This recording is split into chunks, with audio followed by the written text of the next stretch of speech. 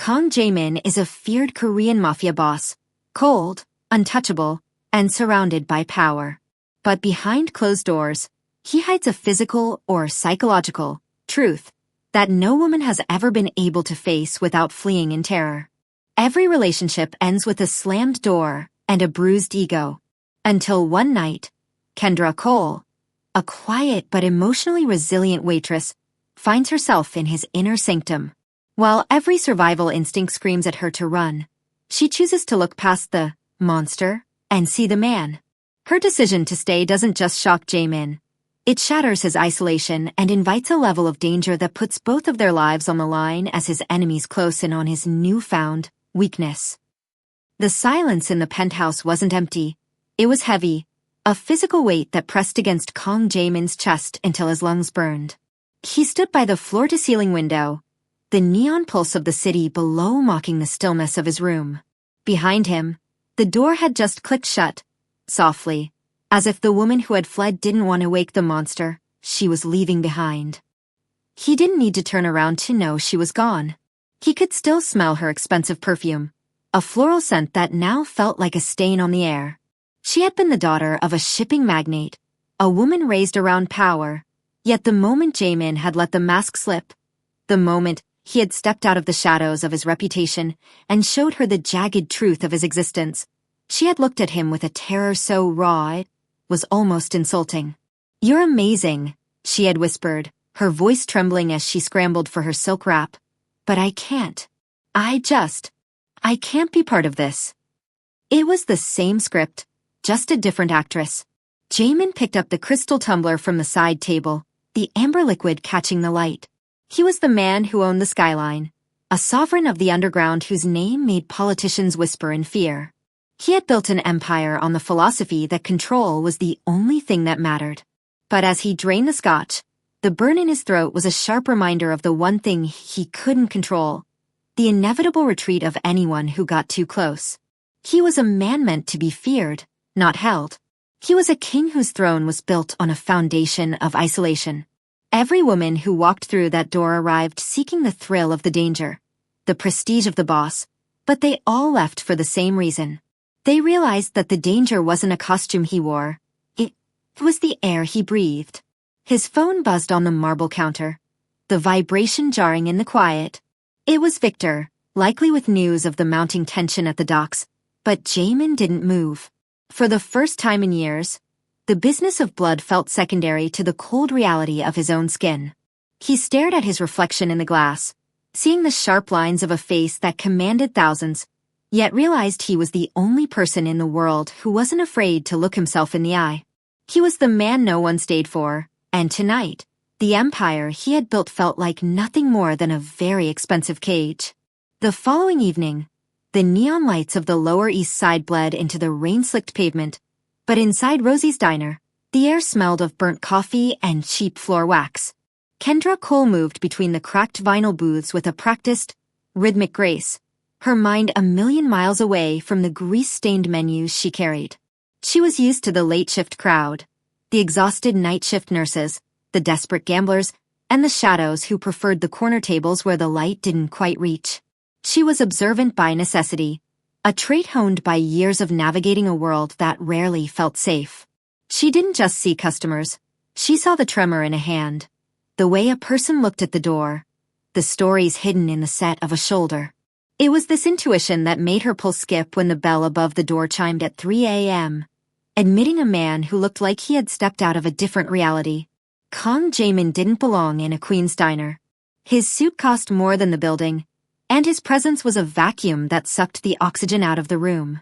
The two regulars at the counter suddenly found a reason to pay and leave. The cook retreated into the kitchen. But Kendra didn't look away. As he slumped into the far booth, she noticed the slight, unnatural stiffness in his posture.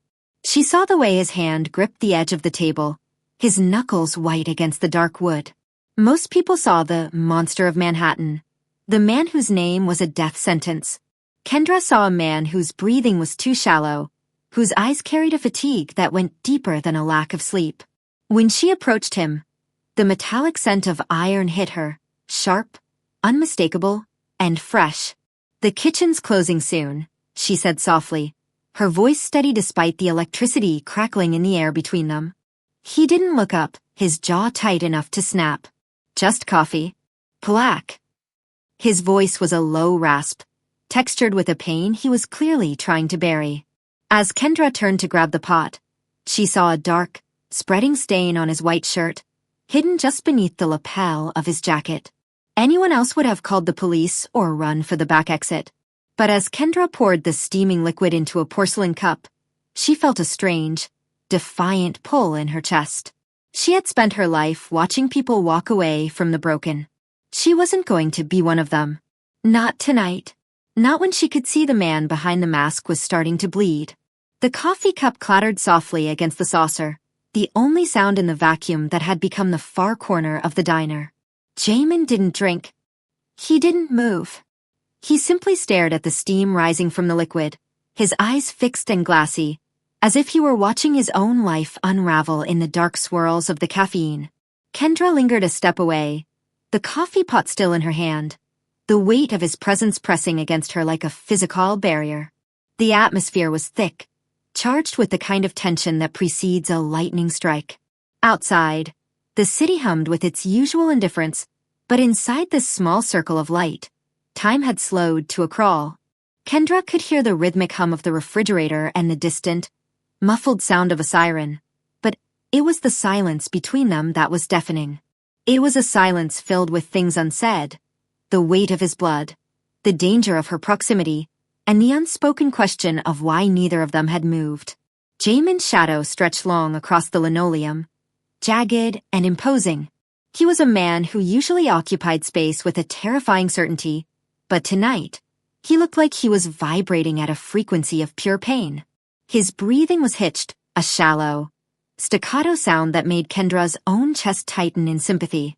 She watched the way his fingers twitched against the table, a frantic, micro-movement that betrayed the stoic.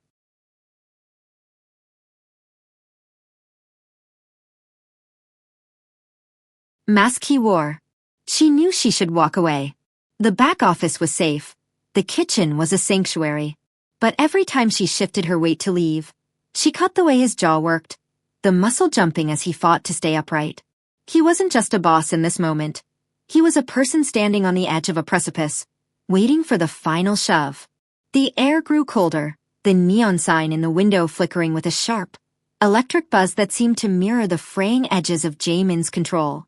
He finally looked up, his dark eyes meeting hers for a heartbeat. In that glance, Kendra saw it. Not the threat everyone warned about, but a raw, hollow desperation. It was the look of a man who had spent his life being a wall, only to realize he was finally crumbling, and there was no one around to catch the stones. The silence tightened, a coil winding tighter and tighter, until the very air felt like it might snap. Jamin's hand finally moved, but not for the coffee. He reached into the inner pocket of his tailored jacket, his fingers trembling almost imperceptibly as he withdrew a thick roll of bills bound by a gold clip. He dropped it onto the table with a dull thud, the sound echoing through the empty diner like a gavel. The crimson stain on his shirt had darkened, blooming across the white fabric like a poisonous flower, yet his gaze remained ice-cold. "Leave," he rasped. The word was jagged, cutting through the heavy silence with a finality that should have ended the conversation. "Take the money. Go to the back. Lock the door and don't come out until the sun is up." Kendra didn't move. She didn't even look at the money. Her eyes stayed locked on the way his chest rose and fell in shallow, agonizing hitches. She could see the sweat beading at his hairline, the pale sheen of shock beginning to settle over his features. He wasn't just ordering her away for her safety. He was trying to hide the moment his legendary strength finally failed him. He was a man who had survived by being untouchable, and he couldn't bear the thought of a witness to his collapse. "I said go," he repeated, his voice dropping an octave, vibrating with a desperate, lethal edge. He tried to straighten his shoulders, to reclaim the terrifying silhouette that kept the city in check, but the effort caused a sharp intake of breath through his teeth. "You don't want to be here when the rest of the world catches up to me." He was giving her a choice, the same choice every other person in his life had taken. He was offering her the chance to run, to stay clean, to remain a stranger to the violence that followed him like a shadow. He watched her, his expression a mask of hardened stone, waiting for the familiar sound of retreating footsteps. He expected her to take the money and vanish into the kitchen, to be another name on the long list of people who chose their own survival over his presence. The bell above the door rattled in the wind, a lonely, metallic chime that punctuated the standoff. Jaemin's eyes narrowed, his fingers digging into the edge of the booth as he fought the rising tide of unconsciousness, his entire being focused on the singular, brutal command for her to disappear. Kendra didn't reach for the money. She didn't even glance at the exit. Instead, her hand moved toward the first aid kit she kept tucked beneath the counter, the plastic handle clicking as she gripped it. The air in the diner seemed to freeze, the hum of the fluorescent lights suddenly sounding like a roar in the vacuum of their shared silence. She stepped out from behind the safety of the laminate wood and walked toward him, her sneakers silent on the linoleum. Jaemin's eyes widened, a flicker of genuine shock piercing through his mask of agony. He tried to shove the roll of bills toward her again, his movement frantic and uncoordinated. "I told you to leave," he hissed, the command now sounding more like a plea. "Do you have any idea who is looking for me? If they find you here, then they find me here," Kendra interrupted, her voice a calm, steady anchor in the storm of his panic. She reached the booth and dropped to her knees. She didn't hesitate. She didn't ask for permission. Her fingers, steady despite the adrenaline coursing through her veins, moved to the buttons of his ruined shirt.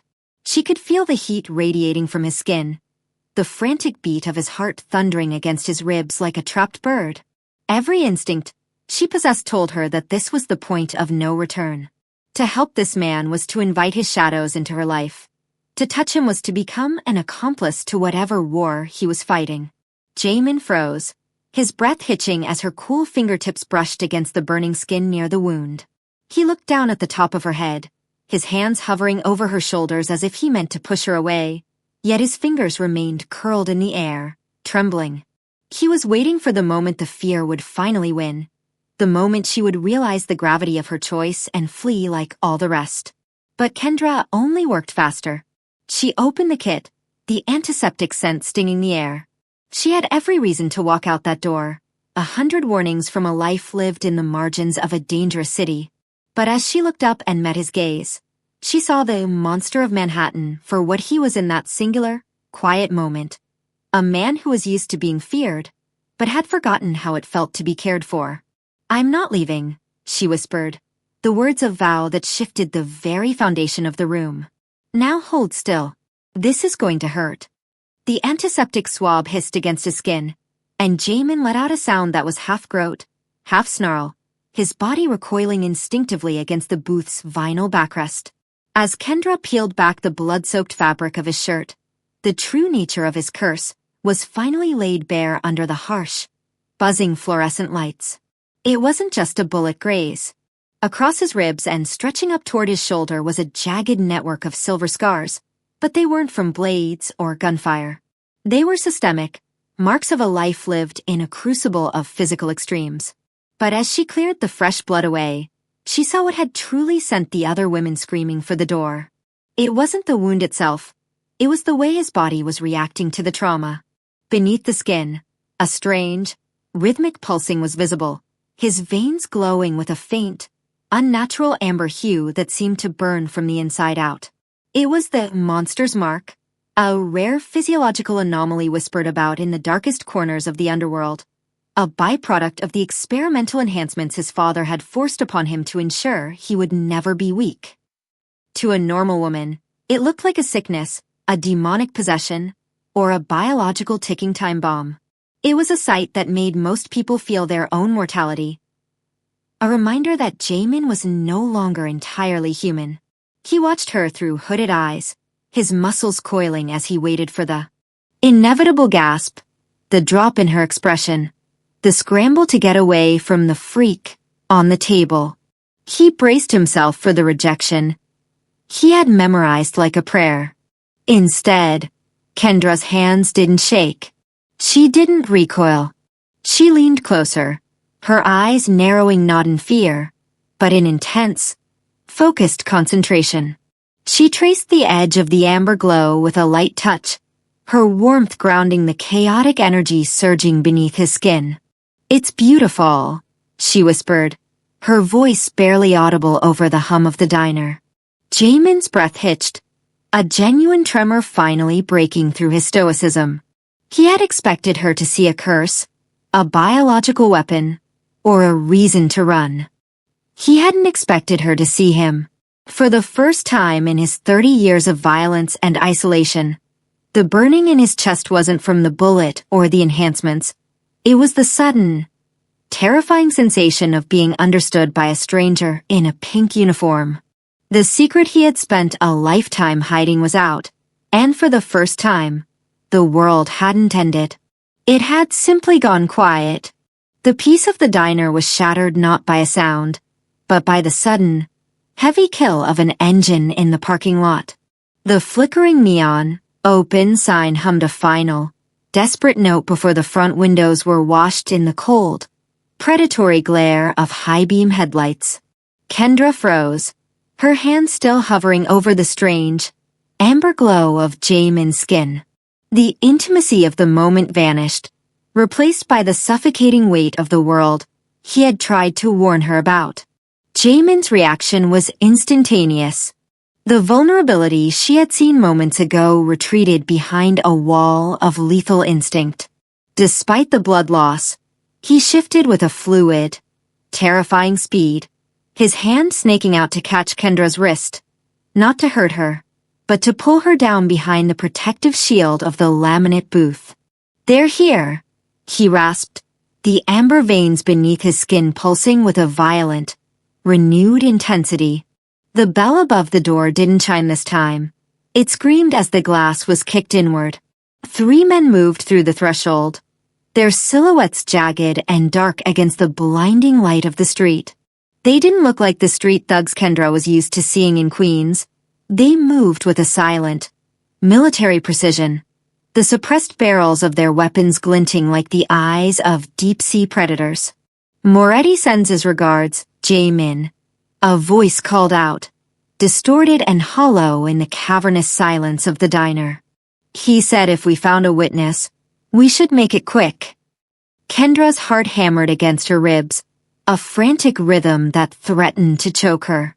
She could smell the scent of wet asphalt and gun oil cutting through the aroma of stale coffee. Beside her, she felt Jamin's body go rigid. The heat radiating from him was intense now, the internal burn of his condition flaring as his adrenaline surged. He looked at her, his dark eyes searching hers for a flicker of regret, for the moment she would finally blame him for the death that had just walked through the door.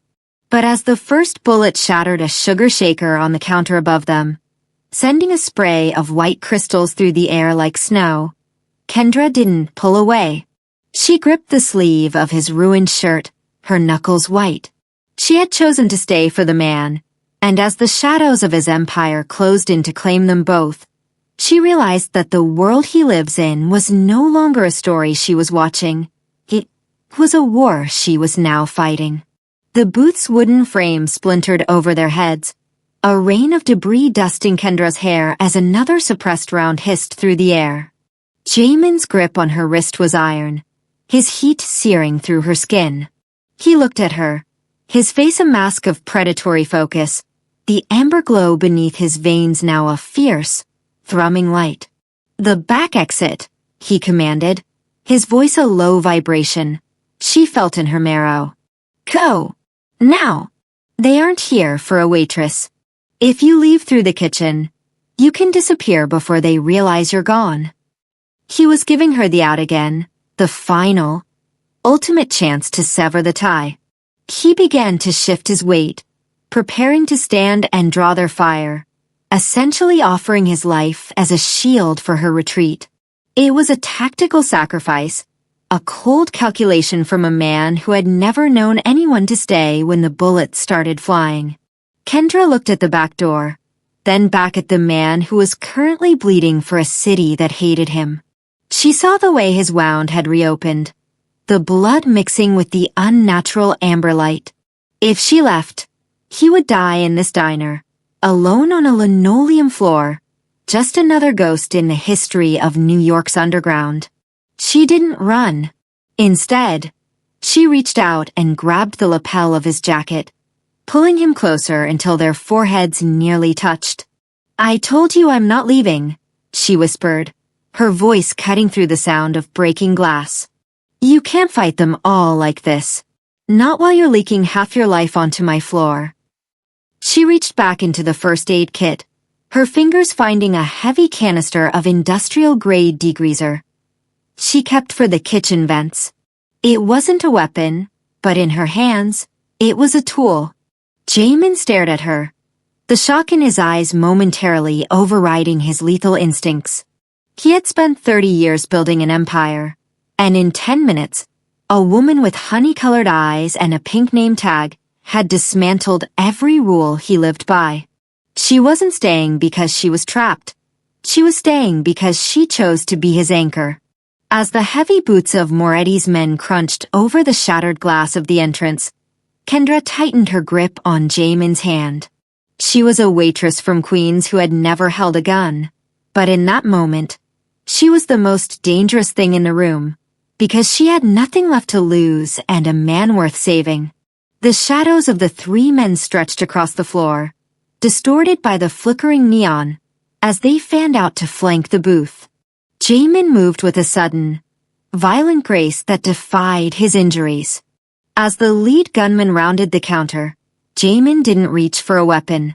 He used the surge of amber light beneath his skin, his hand connecting with the man's chest with a force that sounded like a thunderclap.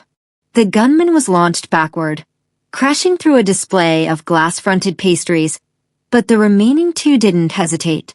They leveled their suppressed pistols, the air hissing as rounds tore through the vinyl seats.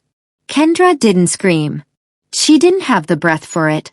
As Jamin lunged forward to draw their fire, she acted on the desperate plan forming in her mind. She scrambled toward the industrial fryer, her hands slick with sweat as she gripped the handle of the degreaser canister. With a sharp, practiced twist, she punctured the seal and hurled it into the path of the second gunman. The pressurized chemical sprayed in a blinding mist, catching him in the eyes just as he pulled the trigger. His shot went wide.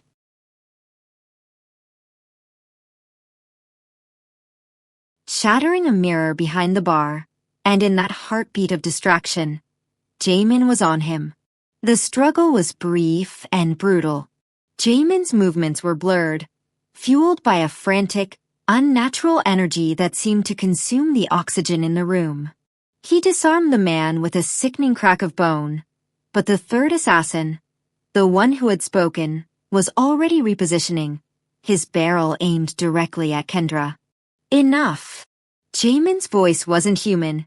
It was a guttural roar that vibrated the very foundation of the diner. He threw himself in front of her, his back becoming a wall of shadow and glowing amber. The suppressed rounds thudded into his shoulder and side, but he didn't fall. He kept moving, his hand catching the third man by the throat, hoisting him off the ground until the assassin's boots kicked helplessly in the air. "Tell Moretti," Jamin whispered, the amber light in his eyes flaring with a terrifying brilliance, "that he missed his chance. And if he ever sends anyone else to this diner, I won't just kill them. I'll burn his world to the ground." He dropped the man's limp body like trash. The silence that followed was heavy, broken only by the sound of Kendra's ragged breathing and the distant, fading roar of the getaway car. Jamin turned slowly, his face covered in a mix of blood and sweat, his internal light fading back into a dull, exhausted hum. He looked at Kendra, expecting to see the horror that usually followed the violence. Instead, she stood up, wiped a streak of soot from her forehead, and reached for the first aid kit. The truth was out, the blood was spilled, but her loyalty remained the only thing in the room that hadn't broken. The sun began to bleed over the Queen's skyline, casting long, pale shadows through the shattered front windows of the diner. The violence of the night had left a permanent mark on the linoleum, But as the adrenaline ebbed away, a different kind of intensity took its place.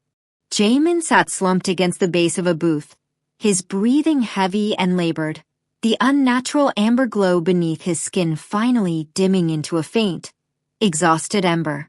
He looked at his hands that had spent a lifetime breaking things, and then he looked at Kendra. She was moving through the wreckage with a quiet, stubborn focus. She didn't look like a victim, and she certainly didn't look like someone waiting for a payday. She was simply cleaning. She gathered the scattered sugar crystals and the fragments of the pastry case as if by restoring order to the room, she could restore order to the man sitting on the floor. When she finally sat down beside him, she didn't say a word. She just took his hand, her fingers small and cool against his battered knuckles. Jamin flinched at first, the instinctual reaction of a man who associated touch with a strike. But then, for the first time in his life, he let go. He leaned his head back against the booth and let his eyes close, the silence between them no longer feeling like a vacuum, but like a bridge. "You should hate me," he whispered, his voice rough and hollow. "You should be halfway to the police station by now." Kendra leaned her head against his shoulder, ignoring the scent of copper and gunpowder that clung to his jacket. "I don't care about the mafia boss or the monster people see in the dark, Jamin. I saw a man who stayed to protect me when he could have used me as a shield." She pulled back just enough to look him in the eye, her expression unwavering. "Everyone else ran because they were afraid of what you are. I'm staying because I know who you are." Jamin felt something shift deep within the architecture of his chest, a structural collapse of the walls he had spent 30 years building. The isolation that had been his only companion was gone, replaced by the terrifying, beautiful weight of being known. He wasn't just the man no one stayed for anymore. As the first true light of morning touched the diner, the most powerful man in Manhattan realized he had finally found the one thing his empire couldn't buy, a reason to believe he was worth save.